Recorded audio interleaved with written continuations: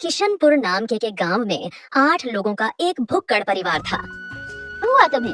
हम खाना खा रहे हैं और तुमने यही उल्टी कर दी। बाहर जाकर भी तो कर सकती थी। अब हम लोग खाना कैसे खाएं? जितनी गंदगी में तुम लोग खाना खा रहे थे ना, उससे साफ तो मेरी उल्टी है। जिस हाथ से नाक पोंछ रही हो, उसी से खुजा रही हो, उसी से खाना खा रही हो, वो भी एक परात में 10 लोग खाना। छी, तुम्हारे घर का तो पिया हुआ पानी भी अब मेरे अंदर हलचल कर रहा है। तो चलिए यहाँ से। इतने गंदे लोग तो मैंने आज तक जिंदगी में नहीं देखे। आखिरकार ऐसी भी क्या बात हो गई थी जो घर आए मेहमान पूरे परिवार को इतनी खरी कोटी सुनाकर वहाँ से चली गई। चलते हैं कहानी में थोड़ा पीछे। अरे भाभी, कितना वक्त लगा रही हो खाना देने में? जल्दी निकालो ना, भूख के मारे जान निकली जा रही है। भाभी जल्दी जल्दी रोटियां बनाओ ना, कब से रोटी मांग रही हूँ मैं आपसे। अरे इंसान हूँ, मशीन नहीं। कब से खाना खा रहे हो तुम लोग, बाकी सब भी लाइन में बैठे। जल्दी से खाना खाओ और प्लेट धोकर ला कर दो, हमें भी खाना खाना है। अभी तो सिर्फ मैंने एक ही रोटी खाई है, ऊपर से ये प्लेट इतनी छोटी है कि एक बार में सिर्फ 2 निवाले जितनी सब्जी आ पाती है।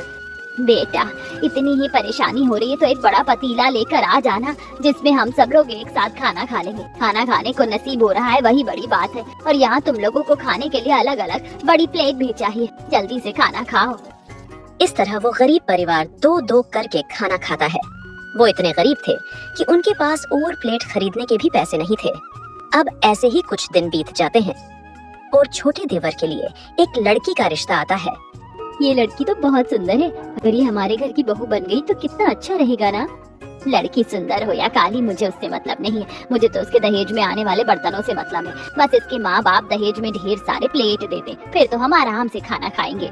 अब कुछ ही दिनों में छोटे बेटे की शादी हो जाती है और नई बहू दहेज के नाम पर एक छोटी प्लेट उठाकर लाती है, जिसे देख सबके अरमान टूट जाते हैं। अरे माँ, तुम तो कह रही थी कि जब छोटी भाभी आएंगी तो साथ में ढेर सारे बर्तन लेकर आएंगी। ये तो सिर्फ एक बारात लेकर आई है। कितनी खुशी थी कि हमारा पूरा परिवार अब से एक साथ खाना खाएगा, लेकिन देखो ये तो बस ये आटा गूंथने वाली बारात उठा कर ले आई है। मुझे तो लगा था कि हमने दहेज की मांग नहीं की है तो इसके माँ बाप कम से कम घर गृहस्थी में बर्तन का सामान तो दे देंगे, लेकिन ये लोग तो हमसे भी बड़े फटीचर निकले। अब वो रात बीत जाती है और अगले दिन सवेरे छोटी बहू की पहली रसोई होती है। छोटी बहू सबके लिए खाना बनाकर रख देती है और परोसने के लिए बर्तन देखती है तो उसे सिर्फ 2 ही प्लेट नजर आती है। घर के बाकी प्लेट कहाँ हैं? यहाँ तो बस ये 2 ही प्लेट है। हमारे घर में नाम की सिर्फ 2 ही प्लेट है, जिसमें बारी बारी सब खाना खाते हैं। अब उसके बाद छोटी बहू खाना निकाल देती है तो सबसे पहले दोनों सास ससुर प्लेट में खाना खाते हैं। घर में कहने को तो 10 लोग हैं, लेकिन 10 लोगों के लिए सिर्फ 2 प्लेट। इसमें आप लोगों को खाने में परेशानी नहीं होती क्या? आप लोग और प्लेट क्यों नहीं लेकर आते? जितना कमाते हैं उतना तो घर के राशन में निकल जाता है। अब पेट भी तो मार नहीं सकते ना। हमें तो लगा कि तू आएगी तो साथ में दहेज में कुछ बर्तन लेकर आएगी, लेकिन तू तो बस ये परात उठा कर ले आई है। अपने ससुराल वालों को इतनी गरीबी में देखकर छोटी बहू हैरान हो जाती है, तो वहीं दूसरी तरफ उनकी ननद की नजर बार उस बड़ी बारात पर जा रही होती है। तभी वो कहती है, अरे माँ, एक आइडिया आया। अरे वाह, इन 22 सालों में पहली बार तेरे दिमाग की बत्ती जली है। बता, क्या आइडिया आया है तुझे? अरे माँ, भाभी इतनी बड़ी परात लेकर आई है तो क्यों ना हम सब एक साथ उसी परात में खाना खाएं। एक साथ सबका पेट भी भरेगा और बार बार प्लेट धोने की झंझट भी खत्म हो जाएगी। सभी लोगों को उसका आइडिया पसंद आता है और अगले दिन ही सभी लोग उस बड़ी परात को में बैठकर एक साथ खाना खाने लगते हैं। ये आप लोग क्या कर रहे हैं? एक साथ इस एक परात में खाना क्यों खा रहे हैं? आराम से 2-2 करके खा लीजिए। अरे सेजल, तुम भी आ जाओ। देखो अभी भी एक जन की जगह खाली है। सब एक साथ खाना खाएंगे और एक साथ एक बर्तन में खाना खाने से प्यार बढ़ता है। प्यार का तो पता नहीं, लेकिन बीमारी जरूर बढ़ेगी। सभी लोगों को उसका आइडिया पसंद आता है और अगले दिन ही सभी लोग उस बड़ी परात को में बैठकर एक साथ खाना खाने लगते हैं। आप लोग मेरी बात मान क्यों नहीं जाते? एक परात में खाना खाने के चक्कर में आप लोग जितना खाना खा नहीं रहे उतना तो जमीन पर गिरा रहे हैं। तो क्या हुआ? ये लो, जमीन से उठाकर वापस परात में डाल दिया। बिल्कुल भी खाना बर्बाद नहीं होने दिया। अरे माला, ये मेरी सब्जी का आलू था, तूने इसे क्यों लिया? वापस दे मेरा आलू। नहीं, ये मेरा आलू था, इसे मुझे वापस दे। राहुल और पिंकी दोनों लड़ते हुए गंदे हाथों से ही उस परात में बार बार हाथ दे रहे थे और उसका पति गिरे हुए खाने को उठाकर उसी में वापस डाल देता है, जिससे कारण अब छोटी बहू को घिन आने लगी थी।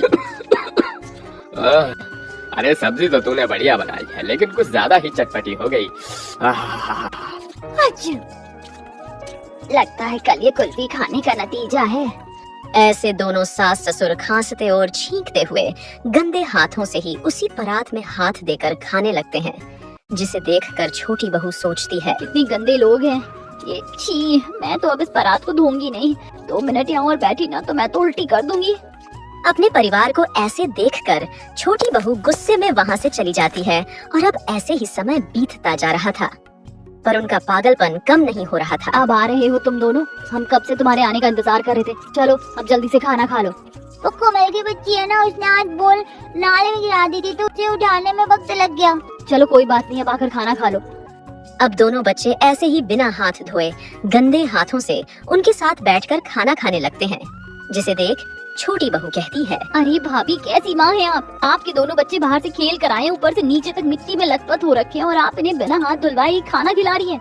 अरे कुछ नहीं होता, तुम भी ना सेजल, एक दिन हमें भी इस मिट्टी में मिल जाना है। अब ऐसे ही समय बीत जाता है। छोटी बहू के ससुराल के लोग सुधरते नहीं हैं और गंदे गंदे तरीके से खाना खाने लगते हैं, जिसे देख बहू से रहा नहीं जाता है। हद होती है, इतनी गंदगी से खाना खाओगे तो एक दिन बीमार पड़ जाओगे। तुझे इतनी हमारी फिक्र है तो खाने में डिटॉल मिला दिया कर, फिर तो कोई परेशानी नहीं होगी हमें। आप लोगों को तो समझाना ही बेकार है, भले के लिए भी समझाओ ना तो बुरी लगती है। अब से जो करना है करो।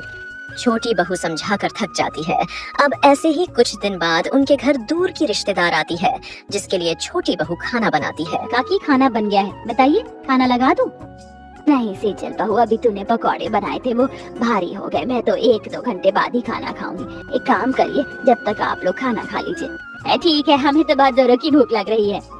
हमेशा की तरह वो पूरा परिवार उसी बड़ी परात में एक साथ बैठकर खाना खाने लगता है, जिसे देखकर उनकी रिश्तेदार वहीं उल्टी कर देती ये है। क्या हुआ तुम्हें? हम खाना खा रहे हैं और तुमने यहीं उल्टी कर दी। बाहर जाकर भी तो कर सकती थी। अब हम लोग खाना कैसे खाएं? जितनी गंदगी में तुम लोग खाना खा रहे थे ना, उससे साफ तो मेरी उल्टी है। जिस हाथ से नाक पोंछ रही हो, उसी से खुजा रही हो, उसी से खाना खा रही हो, वो भी एक परात में 10 लोग खाना। छी, तुम्हारे घर का तो पिया हुआ पानी भी अब मेरे अंदर हलचल कर रहा है। मैं तो चली यहाँ से। इतने गंदे लोग तो मैंने आज तक जिंदगी में नहीं देखे। क्या हुआ आप लोगों को? क्यों उदास हो गए? जब मैं इतने समय से आप लोगों को समझा रही थी तब तो आप लोगों को अकल आई नहीं। अब जब बाहर वाले ने आपकी बेइज्जती की तब आपको अकल आई है। तो सच कह रही थी, काश हम तेरी बात पहले ही मान लेते। लेकिन तू तो जानती है ना कि इस घर में सिर्फ नाम की 2 ही प्लेट है। जब तक 2 लोग खाना नहीं खा लेते तब तक बाकियों को अपनी भूख पर काबू रखना पड़ता है। हर परेशानी का हल होता है और ये कोई नामुमकिन चीज नहीं है जिसका कोई हल ना हो। आप लोग ढेर सारा खाना खाते हैं, अगर कुछ दिन के लिए अपने खाने की क्वांटिटी को कम करके उसके पैसों को जोड़ेंगे तो उसमें हम 1-2 नहीं बल्कि ढेर सारी प्लेट ला सकते हैं, समझे आप? इस प्रकार पूरे परिवार को अकल आ जाती है और उस दिन के बाद से थोड़े थोड़े पैसे बचाकर वो लोग कुछ प्लेट और ले आते हैं और अब सब लोग खुशी खुशी मिलकर रहने लगते हैं।